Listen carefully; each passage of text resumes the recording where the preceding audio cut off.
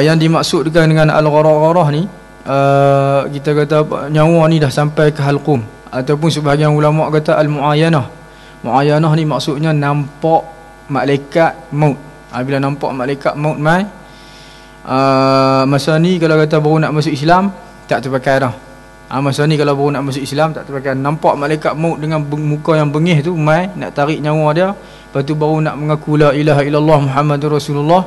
Masa tu dah tak sah dah kalau kata dia mengucap dua kalimah syahadah.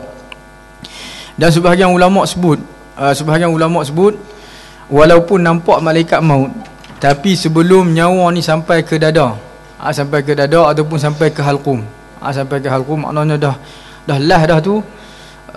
Walaupun nampak malaikat maut tapi nyawa duduk kat lutut lagi ke, tarik tak habis lagi, dia nampak malaikat maut tapi nyawa tak sampai di sini, dan dia sempat mengaku la ilaha illallah Muhammadur Rasulullah, yang tu masih dikira. Sebahagian ulama sebutlah, sebahagian ulama terjemahkan al-gharah, an-naz'u ataupun al-gharah macam tu. Walau bagaimanapun kita tak mau ambil risiko. Kita tak mau ambil risiko.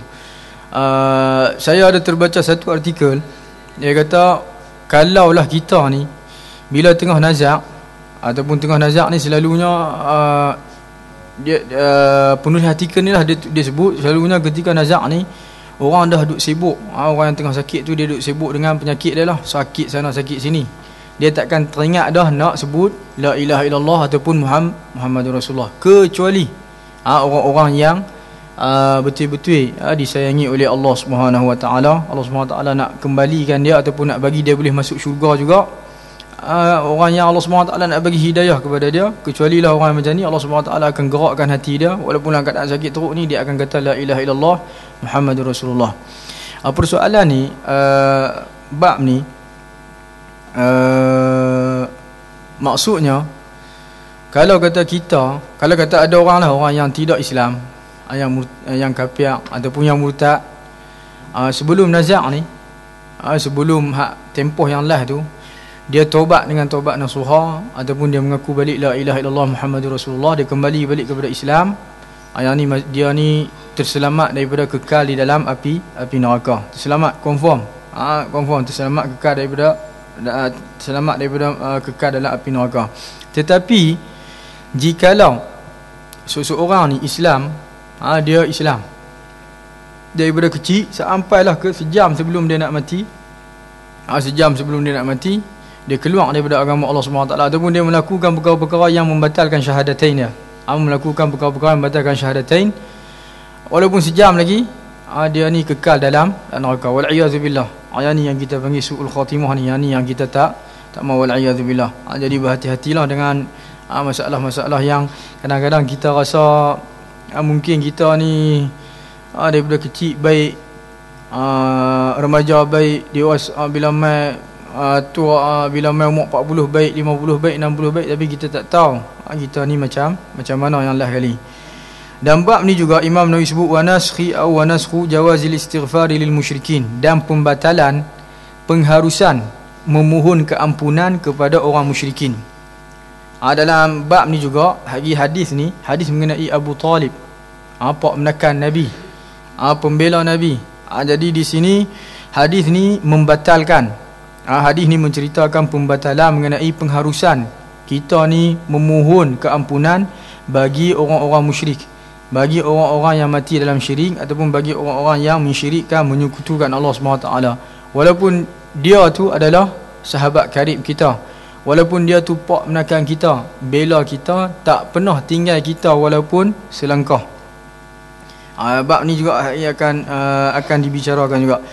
Kemudiannya Imam Nawawi letak lagi dalam bab ni, wad dalilu ala anna man mata ala syirki fahuwa fi ashabil jahim wa la yunqidhuhu min dhalika syai'un minal wasaili.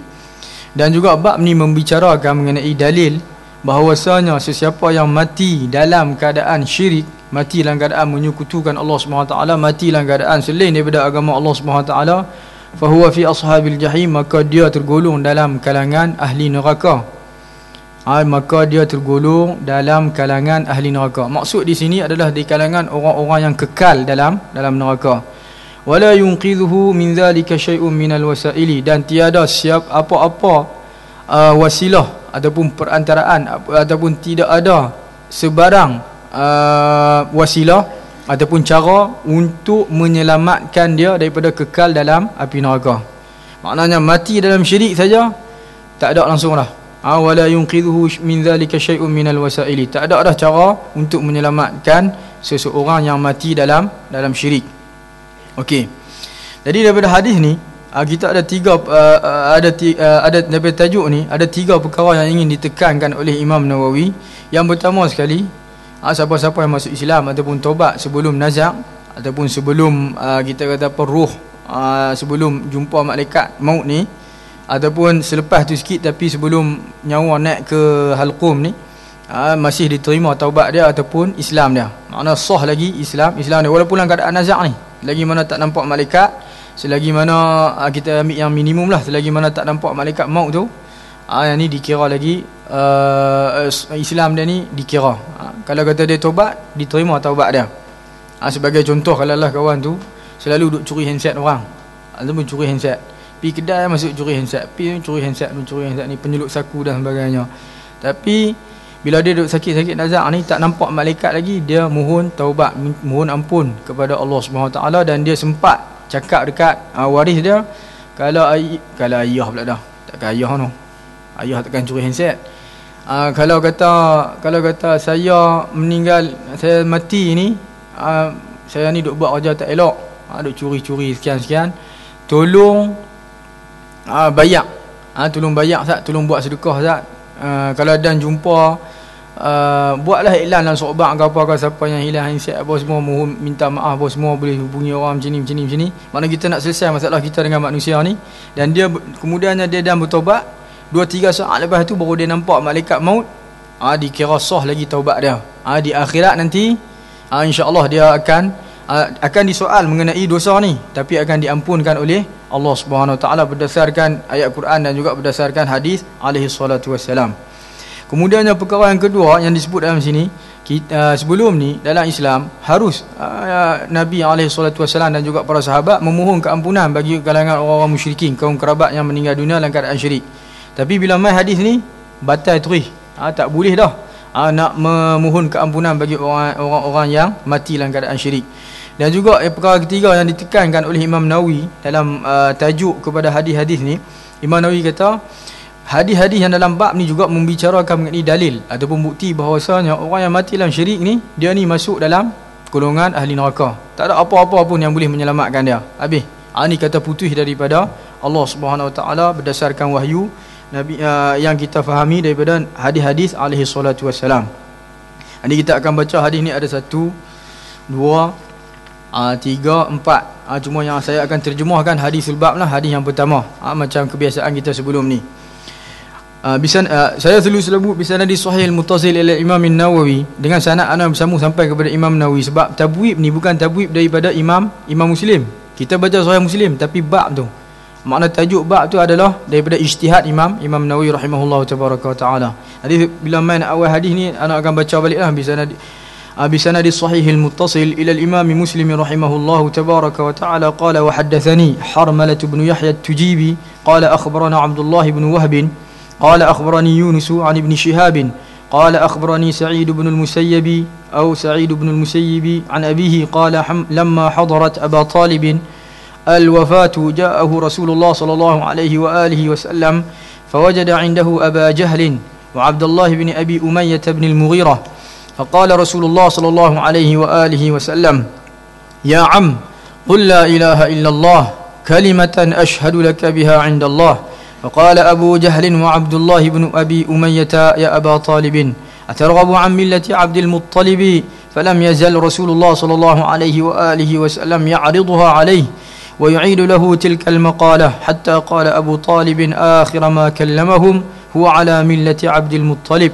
وأبى أن يقول لا إله إلا الله فقال رسول الله صلى الله عليه وآله وسلم أما والله لأستغفرن لك ما لم أنه عنك فأنزل الله عز وجل ما كان للنبي والذين آمنوا أن يستغفروا للمشركين ولو كانوا أولي قربى من بعد ما تبين لهم أنهم أصحاب الجحيم وأنزل الله تبارك وتعالى في أبي طالب فقال لرسول الله صلى الله عليه وآله وسلم إنك لا تهدي من أحببت ولكن الله يهدي من يشاء وهو أعلم بالمهتدين وبه إليه قال وحدثنا إسحاق بن إبراهيم وعبد بن حميد قال حدثنا عبد الرزاق قال أخبرنا معمر وحدثنا حسن الحلواني وعبد بن حميد قال حدثنا يعقوب وهو بن إبراهيم ابن سعد قال حدثني أبي عن صالح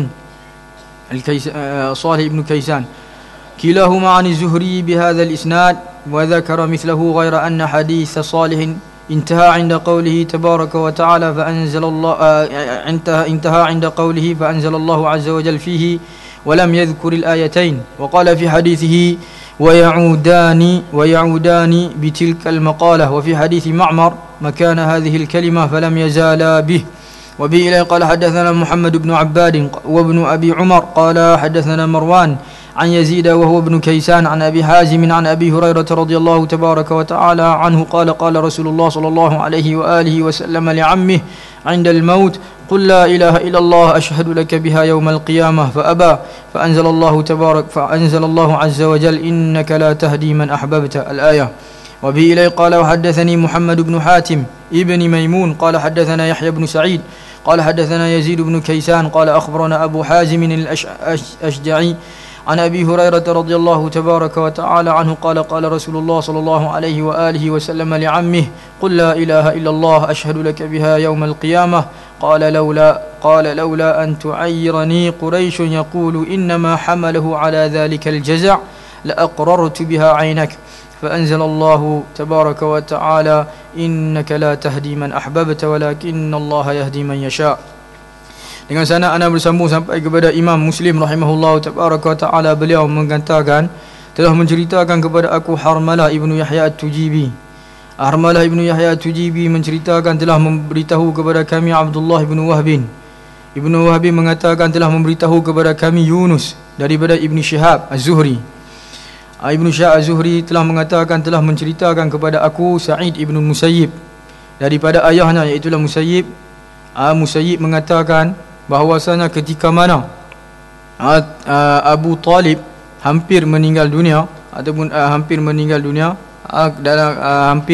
nak meninggal dunia, ja'ahu Rasulullah sallallahu alaihi wa alihi wasallam, datang melawat Abu Talib Rasulullah sallallahu alaihi wasallam. Rasulullah datang melawat Abu Talib. Fawajada indahu Aba Jahlin, dan Rasulullah mendapati ada di sisi Abu Talib itu Abu Jahal wa Abdullah bin Umayyah bin Mughirah. Abdullah bin Umayyah bin Mughirah. Abdullah bin Umayyah bin Abdullah ibn Abi Umayyah bin Mughirah. Lalu baginda alaihi salatu wassalam pun bersabda, wahai pak menakan, ya pak menakan, bapa saudaraku, qul la ilaha illallah, katakan tiada Tuhan melainkan Allah, kalimah yang aku akan menjadi saksi bagi engkau. Aku akan menyaksikan, aku akan jadi saksi bagi engkau dengan kalimah ni di sisi Allah nanti. Di sisi Allah. Lalu Abu Jahal dan juga Abdullah bin Abi Umayyah mengatakan, wahai Abu Talib, adakah engkau akan meninggalkan agama Abdul Muttalib? Maknanya pak depa lah. Pak depa. Adakah engkau akan meninggalkan agama Abdul Muttalib?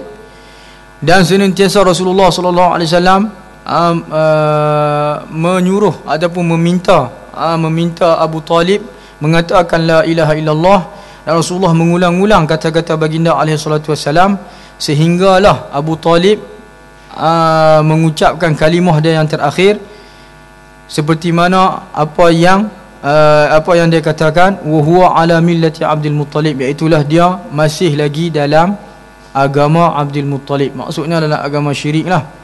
Wa aba an yaqula, dan Abu Talib enggan berkata la ilaha illallah. Faqala Rasulullah, maksudnya meninggallah Abu Talib meninggal dunia tanpa mengatakan la ilaha illallah, dengan keadaan enggan mengatakan la ilaha illallah, dan dia mengakui bahawasanya dia masih lagi dalam agama Abdul Muttalib. Lalu Rasulullah sallallahu alaihi wasallam pun bersabda, demi Allah, sesungguhnya aku akan memohon keampunan bagi engkau wahai Abu Talib, wahai pak menakan aku, selagi mana aku tidak ditegah, selagi mana aku tidak dilarang untuk memohon keampunan. Lalu maka Allah Subhanahu Wa Taala pun menurunkan ayat, mewahyukan kepada Nabi alaihi salatu wassalam, tidak boleh bagi Nabi dan juga orang-orang yang beriman. Ayat mana maksud ayat ni, tafsirannya, tidak boleh bagi Nabi dan juga orang-orang yang beriman untuk memohon keampunan bagi orang-orang musyrikin, walaupun mereka itu adalah kaum kerabat, selepas mana telah jelas kepada Nabi dan juga orang-orang yang beriman bahawasanya kaum kerabat mereka ataupun orang musyrikin itu adalah daripada kalangan penduduk ataupun ahli-ahli neraka.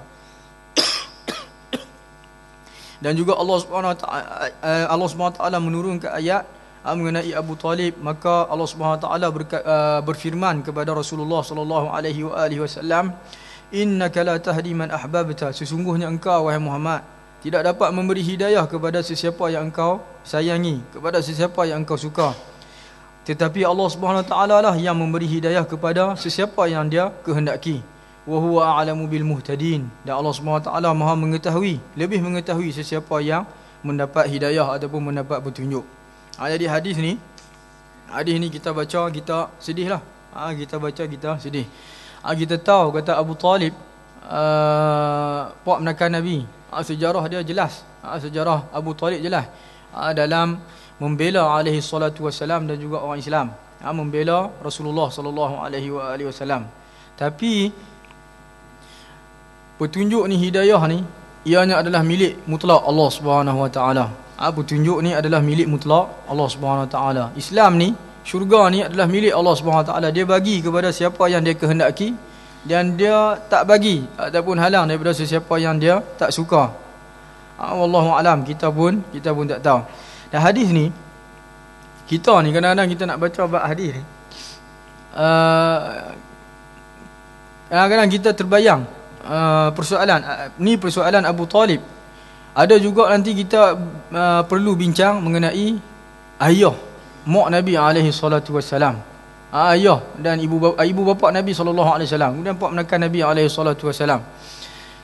Kadang-kadang kalau kita duk fikir kita nak bincang perkara ni, kita kadang-kadang rasa malu. Rasa malu macam mana kalaulah Rasulullah ada sekali dengan kita duk bincang mengenai ibu bapa baginda alaihi salatu wasallam. Rasanya tak patutlah. Rasanya tak patut. Yang dah makna kita sengak saja. Isu ni tak sepatutnya dibangkitkan. Kadang-kadang sebahagian orang dia nak bercakap mengenai al-wala ataupun al-bara ataupun kita kata berlepas diri daripada orang-orang yang tak bagus ni, ataupun nak bercakap mengenai masalah syurga dan neraka, syirik dan sebagainya. Ada sebut mengenai pak Nabi, mak Nabi pun tak ni, kalau berdasarkan macam ni. Pak menakan Nabi pun tak lepas. Tak lepas kalau kata tak ada la ilaha illallah Muhammadur Rasulullah. Betul, kita kata kadang-kadang kita sokong juga pendapat dia tu mengenai Abu Talib. Tapi kita kata kalau katalah alaihi salatu wassalam ada di hadapan kita, rasanya kita tak sanggup nak cakap mengenai itu. Kita sentuh sikit-sikit sudahlah. Jadi walaupun macam tu, oleh kerana kita mengaji bab hadis ni hari ni, kita kena sebutlah. Kita kena sebut dalam keadaan yang kita tak suka. Sebab alaihi salatu wassalam diriwayatkan Rasulullah mengalir air mata ni. Sedih sungguh ketika mana Abu Talib meninggal dunia. Yang tu yang pertamalah mengenai hadis ni. Kemudiannya yang kedua, ada dua orang yang tunggu Abu Talib. Masa Abu Talib duk tengah nazak sakit tu, ada dua orang yang duk tunggu tu, Abu Jahal dengan Abdullah ibn Abi Umayyah bin al-Mughirah. Abu Jahal mati dalam syirik juga, mati dalam keadaan lawan agama Allah Subhanahu Wa Taala. Bahkan lebih teruk daripada mati dalam syirik ni, bukan mati dalam syirik saja, bahkan mati dalam keadaan mempertegaskan syirik, memperjuangkan syirik dan juga menghentam Islam Abu Jahal ni. Tapi Abdullah ibn Abi Umayyah ibn al-Mughirah ni, Abdullah anak Abi Umayyah ni, dia masuk Islam pada pembukaan Mekah. Pada tahun pembukaan Mekah dia masuk Islam dan mati ketika mana peperangan Hunain. Ulama menyebut, kalau tak silap saya lah, ulama menyebut dia syahid ketika mana peperangan Hunain. Peperangan Hunain selepas pembukaan Mekah sikit saja. Lepas pembukaan dia masuk Islam, kemudiannya kita kata mati sebagai seorang syuhada, mati sebagai seorang pejuang Islam antara dua orang ni. Subhanallah, maha suci Tuhan lah. Maha suci Tuhan. Kemudiannya perkara yang ketiga yang kita nak sebut mengenai hadis ni. Rasulullah SAW dalam hadis ni, Rasulullah minta pak menekan dia kata la ilaha illallah.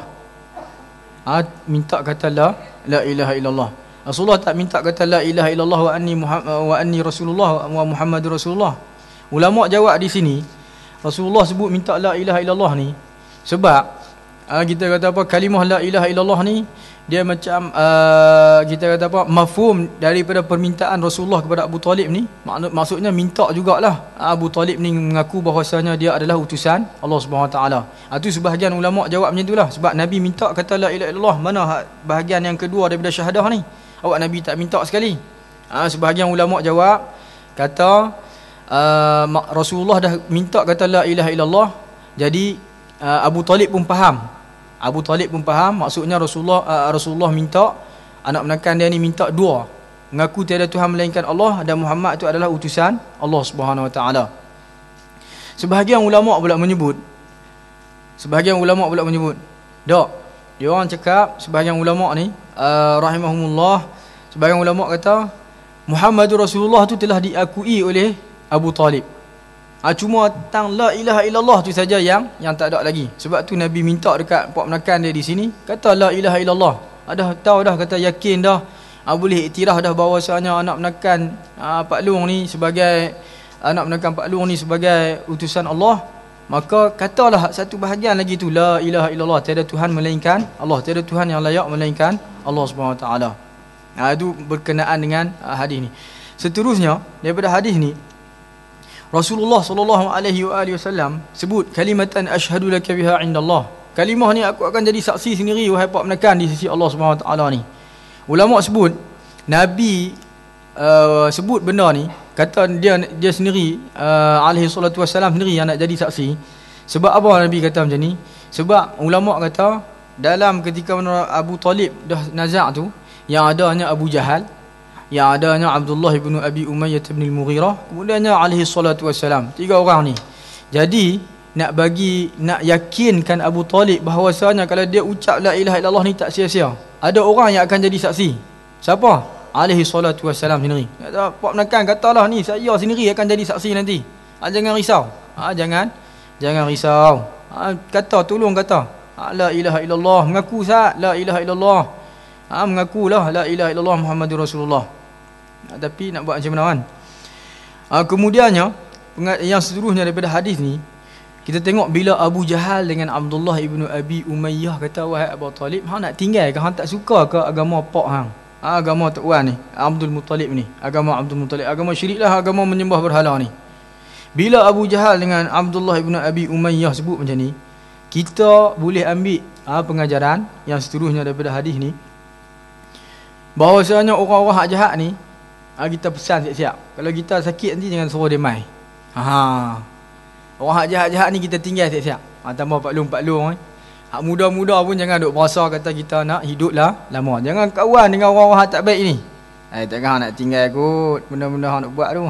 Dia kecek kita kan. Orang hak jahat-jahat ni, terutama sekali kalau kita sakit tu, dengar bunyi suara dia, tutup pintu. Jangan bagi dia masuk.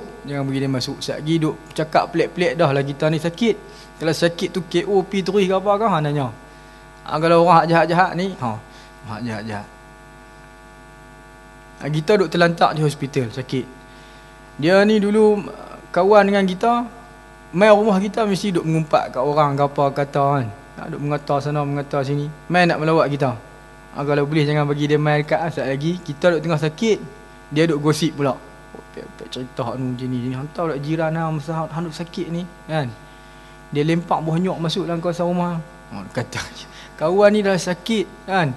Sembanglah bab akhirat, sembang bab taubat. Jadi kalau orang yang macam ni yang kita syok, dia akan kata macam ni, seelok-eloknya tak payah main melawat lah. Tak payah main melawat. Ada satu cerita. Cerita lagi tu. Ini cerita pasal ulama dulu. Punyalah mereka jaga ulama dulu, Sufyan. Imam Sufyan ni salah seorang daripada ulama muhaddisin kibar. Dia sakit sekali tu. Ada orang cerita lah kot, ada governor tempat dia sakit tu, governor tu jahat. Maknanya zalim lah, kejam dan sebagainya. Tak betul, buat aja tak betul. Gubernur tu main dengan Pak Gad. Masuk dalam dia sakit tu, dia duduk elok ni, duduk baring elok lah. Nampak gubernur dengan pengawal peribadi tu masuk, dan dia beralih ke dinding. Balik kot lain, tak mau tengok. Jadi gubernur ni malu. Malu masuk jugalah. Nak kena jumpa agak Tok Guru ni. Gubernur jahat-jahat tak mana pun main kena mengadap Tok Guru juga. Kan? Main jumpa Tok Guru juga. Lepas tu dia bagi salam. Lama tu tak jawab. Lepas tu tak jawab. Kemudiannya tanya, nak apa? Tanya Sufyan ni, tanya Imam Sufyan ni, tanya nak apa? Tok Guru saya main melawat apa semua ni, Tok Guru sakit, Tok Guru turun nak ni. Dia kata aku ada beberapa permintaan. Yang pertama sekali, hang jangan main rumah aku dah. Yang kedua, kalau jumpa aku lepas ni jangan bagi salam. Yang ketiganya, persilakan keluar. Malu. 3 permintaan. Yang ketiganya, persilakan keluar dari rumah aku. Tu dia, orang punya jaga punya tak mau duduk dengan orang-orang yang jahat. Kita gubernur mai. Kita kata kalau lah ni menteri besar mana? Kan Kedah. Selangor tak agak. Perak kot. Menteri besar Perak main lewat kita. Tapi tak ada lah, bubar dengan tu kan. Semua sama lah ni. Kosong. Jadi kalau kita sakit,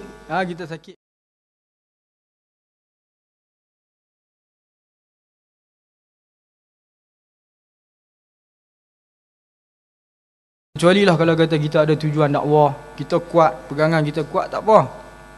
Kita nak tujuan kita berkawan dengan dia orang-orang yang macam yang kita kata apa, hati berat kepada dunia ni untuk tarik dia pelan-pelan, tarik dia kepada akhirat. Yang tu kita kata apa, tapi kalau kita tahu kita ni jenis senang terpengaruh, elakkan daripada elak semampu mungkin. Elak semampu mungkin, sebab takut dia tarik kita pelan-pelan lah sekali junam dalam neraka.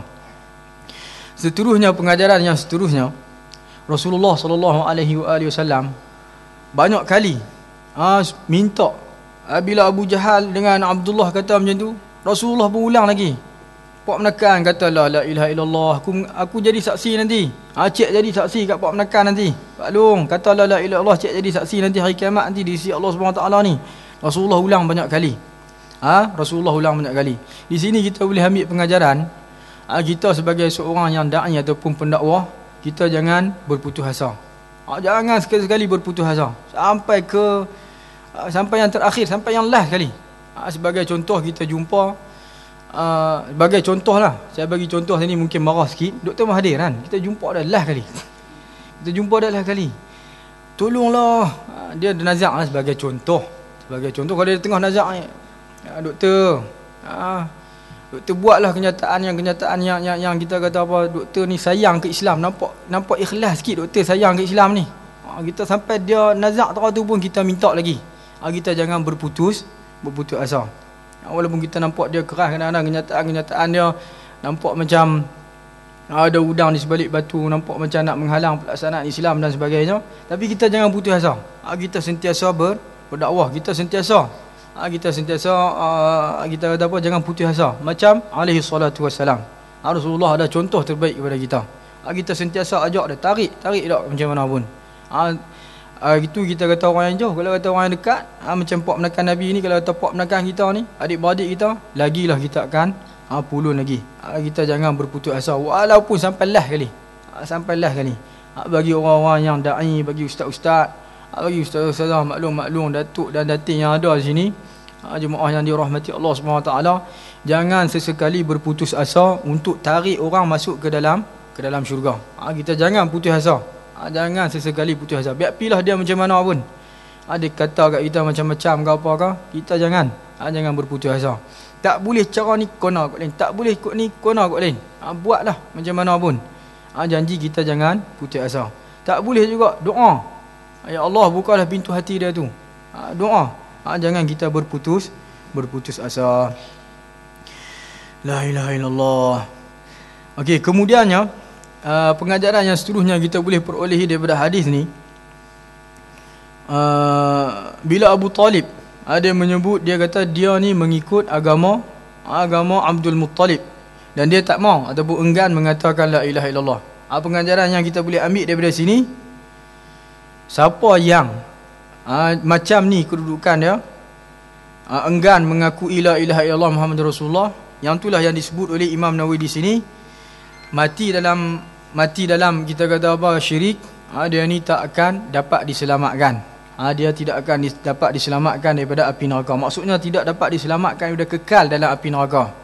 Kita kalau kata kita manusia biasa ni, walaupun kita orang Islam, kemungkinan dosa-dosa yang tak sempat kita taubat ataupun mohon keampunan daripada Allah SWT, kita masuk di akhirat nanti berdasarkan hadis ataupun berdasarkan ayat Quran, di akhirat nanti kita akan diseksa, kita akan dihisap, dihitung mengenai dosa-dosa yang kita lakukan. Tapi last sekali, siapa yang mengaku la ilaha illallah Muhammadur Rasulullah, teruk terang mana pun dia akan masuk ke syurga. Jahat terang mana pun. Tapi kalau kata ada la ilaha illallah dalam hati dia, dia akan masuk ke dalam syurga walaupun teruk macam mana di dunia ni. Walaupun teruk macam mana sekalipun dia di dunia ni. Dan orang yang terakhir sekali, nanti kita akan baca hadis, orang yang terakhir sekali masuk syurga, teruk sangat dah. Kena bakar dalam neraka sampai jadi macam arang. Jadi macam arang. Naik tu dia dimasukkan ke dalam sungai kehidupan. Kemudian tumbuh balik daging dia apa semua. Last kali dia boleh masuk syurga. Cerita panjang lah. Last kali, itu orang last sekali yang ada tauhid dalam hati dia boleh masuk ke dalam syurga. Dan perkara ni hari ni kita dengar, ataupun sebelum ni kita dengar mengenai orang yang terakhir masuk ke dalam syurga ni. Dan insya-Allah tak lama lagi kalau kita meninggal dunia, lepas ni berlaku hari kiamat, kita sendiri akan menyaksikan perkara ni. Perkara ni adalah haqqul yaqin, perkara yang benar lagi diyakini. Tidak ada syak mengenai hari kiamat tu. Dan cerita-cerita yang Rasulullah cerita mengenai hari kiamat, semuanya akan berlaku. Kita yakin semua tu. Itulah iman ataupun kepercayaan kita, bahawasanya tiada Tuhan melainkan Allah, Nabi Muhammad itu adalah utusan Allah, tak pernah berbohong. Semua yang dia cakap akan berlaku, telah berlaku, akan berlaku, sedang berlaku, macam mana yang dia bagi tahu. Okey, seterusnya, bila Rasulullah sallallahu alaihi wasallam, bila Abu Talib wafat ataupun meninggal dunia,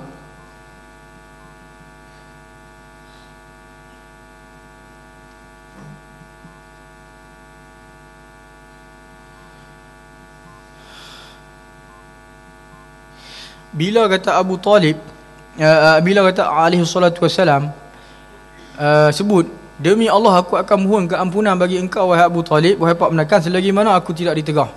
Jadi di sini kita boleh ambil pengajaran, kalaulah orang-orang yang tidak ditegah, macam orang Islam, adik-beradik kita ataupun orang lain orang Islam, maksudnya sangat-sangat disyurkan kita memohon keampunan bagi mereka. Maknanya Rasulullah sebelum ni, Rasulullah minta mohon keampunan bagi Abu Talib, tapi bila ditegah Rasulullah pun berhentilah. Kita ambil pengajaran daripada hadis ni, kita ni akan sentiasa memohon keampunan bagi orang-orang Islam, terutama sekali adik-beradik kita yang telah meninggal dunia. Dan kita pun selalu baca dalam doa kita, doa yang diambil daripada Quran sendiri, Rabbana ighfir lana wa liwalidina rabbighfirli wa liwalidayya warhamhuma kama rabbayani shaghira. Surah Isra tu yang kita baca dengan surah jamak, Rabbana ighfir lana wa liwalidina, dan semua ibu bapa kami, wa liwalidina warhamhum, dan rahmatilah mereka semua wahai Tuhan, seperti mana mereka mengasihani kami ketika mana kami kecil. Jadi kita kata apa, kita kena sentiasa memohon keampunan, terutama sekali adik-beradik kita. Yang paling dekat sekali mak kita, mak dengan ayah kita. Yang dekat lagi dengan kita mak kita. Yang paling dekat lagi mak kita. Jadi kita mohonlah keampunan. Jangan kita lupa, kadang-kadang kita ni doa untuk kita. Teringat tak apalah, kadang-kadang kita teringat kat mak kita, anak kita, pak menakan kita tu, sepupu kita yang telah meninggal dunia, tok wan kita, tok nek kita, sepupu jauh tu, jangan lupa. Jangan kita lupa, sentiasa mohon keampunan bagi dia orang. Dia orang dah masuk dalam kubur dah. Dah mati dalam keadaan Islam, elok apa semua. Tapi kita tak tahu dosa apa yang dia orang bawa. Jadi kita mohon keampunan. Moga-moga benda tu meringankan azab kubur dia orang. Dan juga kita kata apa, kalau kita mati nanti, adik-beradik kita pun ingat juga kat kita macam mana kita ingat dekat orang lain. Yang tu kadang-kadang ni kita lupa nak doa dekat adik-beradik. Yang kita ingat dekat siapa? Bini kita, bekas bini kita. Bini nombor 1 yang kita ingat. Kadang-kadang bini nombor 2 ingat. Bini nombor 3. Nombor 4 tak apalah, tak meninggal lagi. Ingat kat bini, ingat kan. Lepas tu kat mak tu seminggu sekali doa. Tu pun kes bila pergi sembahyang Jumaat, kubur ada tepi masjid. Tu kubur tepi masjid tu pun pergi. Baru teringat kat mak kan. Kadang-kadang pak menekan pun semua tak ingat dah. Pak menekan tak ingat dah. Jadi kita sentiasa mohon keampunan bagi diri kita, ahli keluarga kita yang hidup ataupun yang telah meninggal dunia. La ilaha illallah Muhammadur Rasulullah. Hai.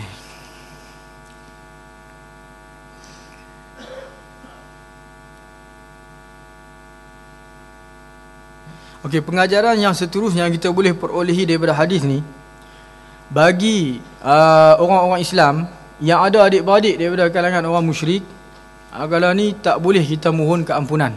Tak boleh kita mohon keampunan. Yang ni jelas, yang ni hukum hakam. Kalau adik-beradik kita sendiri pun dia mati dalam keadaan syirik, mati dalam keadaan kita nak minta, ya Allah, janganlah engkau azab, keluarkanlah adik-beradik aku tu nama Chong, yang mati dalam keadaan sambil menyembah berhala. Dia mati dalam keadaan menyembah berhala yang berada di tepi sungai tu semua. Nyonya yang kita pun minta kepada Allah SWT, ya Allah, keluarkanlah dia daripada api neraka nanti. Janganlah engkau kekalkan dia daripada dalam api neraka pada hari kiamat nanti. Ni tak boleh. Perkara ni diharamkan sebab kita minta satu perkara yang mustahil. Satu perkara yang telah ditetapkan oleh Allah SWT.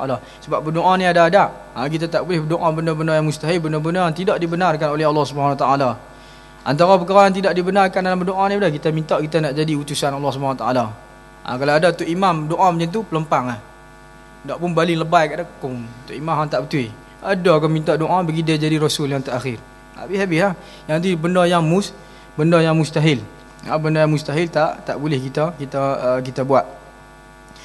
Kemudiannya pengajaran yang seterusnya, masalah hidayah ataupun masalah tunjuk daripada Allah Subhanahu Wa Taala. Petunjuk ni dalam Quran, Allah Subhanahu Wa Taala sebut dua ayat yang seolah-olah bertentangan di antara satu sama lain. Satunya Allah Subhanahu Wa Taala sebut, wa innaka latahdi ila siratal mustaqim. Wahai Muhammad, sesungguhnya engkau memberi petunjuk, memberi hidayah ke arah jalan yang lurus, jalan yang lurus.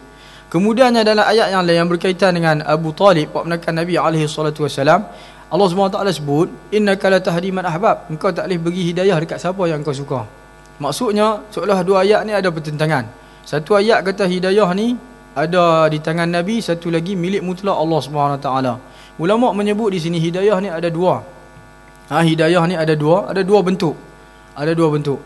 Satu dia panggil petunjuk hidayatul irsyad. Hidayatul irsyad maksudnya petunjuk untuk menunjukkan ke arah jalan yang benar. Makna hidayah yang menunjukkan ke arah jalan yang benar. Yang ni dimiliki oleh Nabi dan juga umat Nabi Muhammad SAW. Yang ni dimiliki oleh, ada di tangan kita, ada di tangan Nabi SAW, dan juga ada di tangan ustaz-ustaz ataupun umat Nabi Muhammad SAW. Kita ada hidayah ni. Kita boleh, Allah SWT sebut, wa innaka latahdi ila siratal mustaqim. Sungguhnya engkau wahai Muhammad menunjukkan ke arah jalan yang lurus. Jadi kita ada peluang nak bagi hidayah ni kepada orang lain. Makna kita boleh tunjuk, kita boleh habaq ada ni benda baik ni macam ni semayang, kelebihan dia apa semua, kau tak semayang sekian. Yang tu hidayatul irsyad dia panggil. Ada satu lagi hidayah dia panggil hidayatul taufik. Yang ni milik mutlak Allah Subhanahu Wa Taala. Hidayatul taufik ni makna hidayah, kita nak terjemah macam mana dalam bahasa Melayu, hidayah yang menggerakkan hati seseorang tu untuk menurut ataupun mengikuti hidayatul irsyad tadi, untuk mengikuti hidayah yang pertama kali. Sebagai contoh, ana suruh hamba suruh si fulan bin fulan semayang. Maknanya kita telah memberi hidayah irsyad kepada dia. Tapi bila dia semayang tu, maksudnya Allah SWT telah memberi hidayah tu taufik kepada dia. Beri taufik kepada dia, gerakkan hati dia untuk menggerakkan anggota badan ni untuk melaksanakan ibadat yang dinamakan sebagai sembahyang.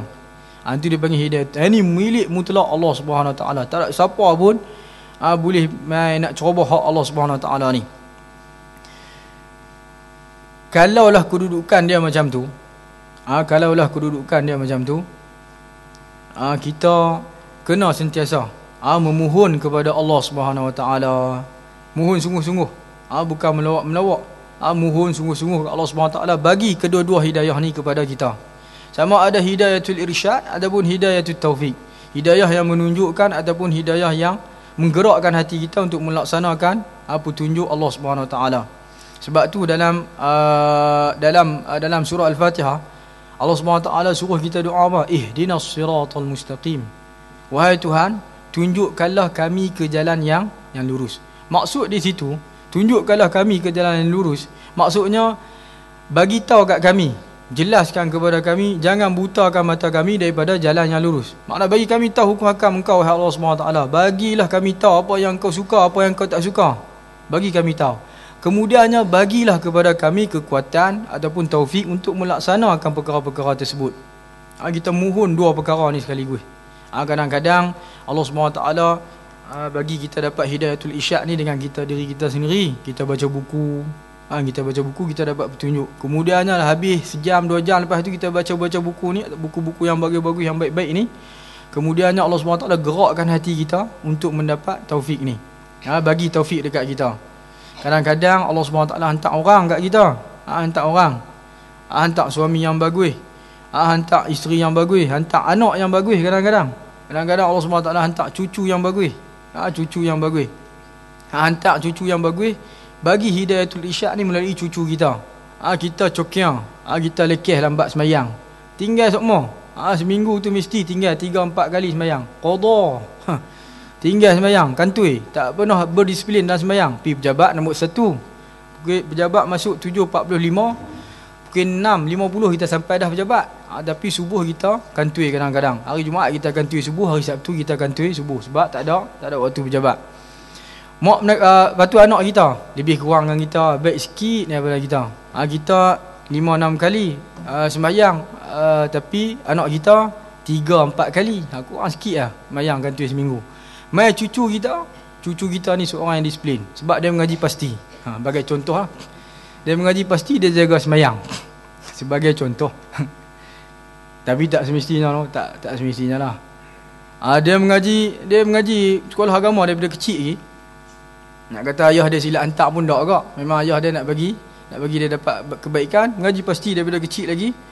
Bila dia mengaji tu, Tok Wan ni kita ni duduk tengok cucu kita ni. Mai cuti duduk rumah kita seminggu. Tak pernah miss sembahyang. Jadi bila tengok tu, Tok Wan ni kita ni berasa timbul keazaman dalam diri nak jadi berdisiplin dalam masalah ibadah macam mana cucu kita. Yang tu Allah SWT sayang dekat kita, dia hantar cucu kita. Dia hantar cucu untuk bagi hidayatul irsyad. Kemudiannya tanda lagi Allah SWT sayang dekat kita. Dia bagi taufik kat kita supaya tak tertakabur, supaya tak sombong untuk ikut budak kecil. Walaupun budak ni baru umur 7-6 tahun. Subhanallah, Maha Suci Tuhan yang memberi hidayah kepada sesiapa yang dia kehendaki.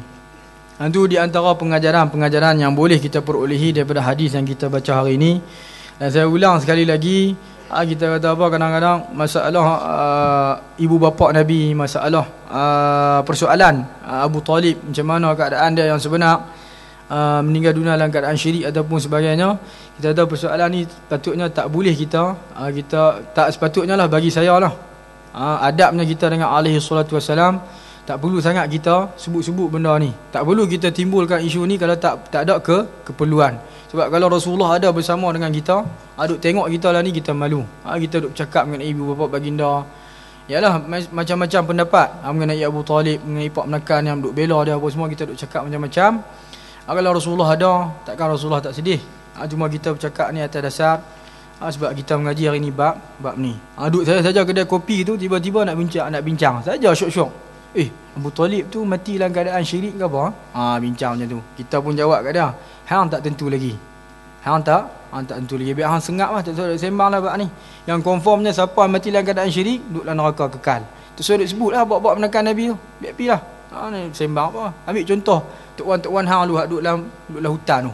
Tak tahu sembah apa. Sembah kera ke sembah apa. Macam itulah kita kasar kan. Dalam geram kok depa timbul soalan ni saja syok-syok. Sembang sepak menekan Nabi, mak Nabi, ayah Nabi. Yang dia tu tak tahu lagi duduk belah mana. Kalau Rasulullah ada depan dia tu, malu lah nak cakap benda-benda itu. La ilaha illallah Muhammadur Rasulullah. Ada lagi 10 minit, jam saya lah. Ustaz lain mai lagi.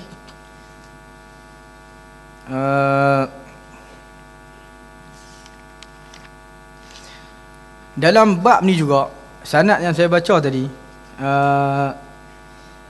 ada disebut di sini hadatsani abi an Salih. Salih ni Ibnu Kaisan. Kilahuma an Zuhri bihadzal isnad. Salih Ibnu Kaisan ni, dia ni anak murid Imam Az-Zuhri. Dia anak murid Imam Az-Zuhri. Imam Az-Zuhri ni muda pada Salih Ibnu Kaisan. Salih Ibnu Kaisan ni anak murid ni mula mengaji dengan Imam Az-Zuhri ketika mana umur dia 90 tahun. Tua dah, pencen. Berapa puluh tahun dah pencen? 30 tahun. 30 tahun pencen baru nak mengaji. Mengaji dengan Imam Zuhri. Imam Zuhri ni muda lah. Dan umur 90 baru nak mengaji. Tapi subhanallah, Maha suci Tuhan, orang yang Allah SWT sayang ni, Allah SWT tarik dia. Di penghujung umur ni Allah SWT tarik juga. Allah SWT tarik juga mengaji. Jadi bagi maklum ataupun tok nek yang ada sini, tok wan, jangan kita rasa apa? Kita rasa janggut dia tu tak panjang ni.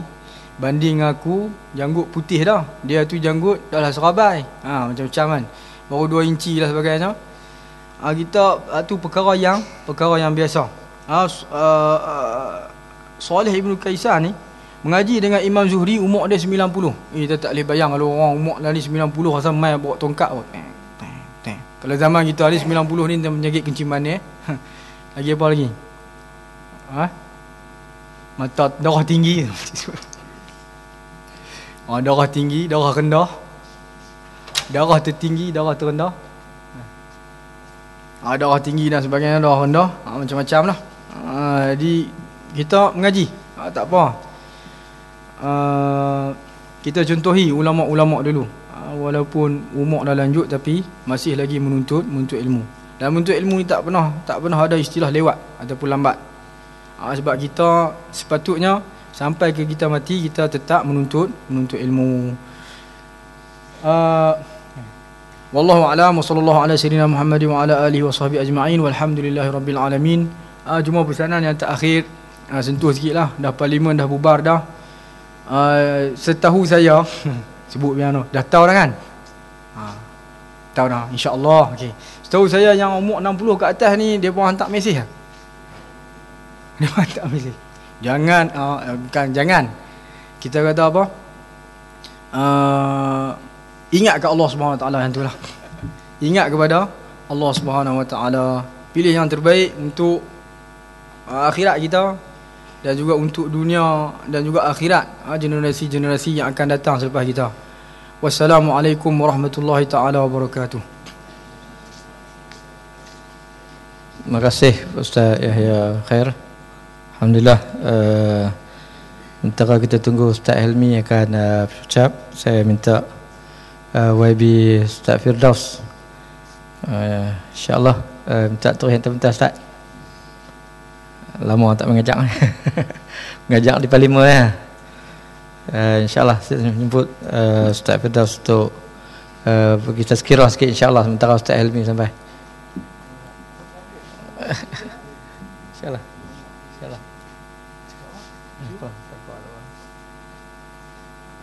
Ustaz Firdaus JK Dewan Muda PAS Pusat, juga sebagai YB Parlimen Jerai, insyaAllah. Dulu mengajak banyak dah ni mengajak di parlimen ya. InsyaAllah. Silakan Ustaz.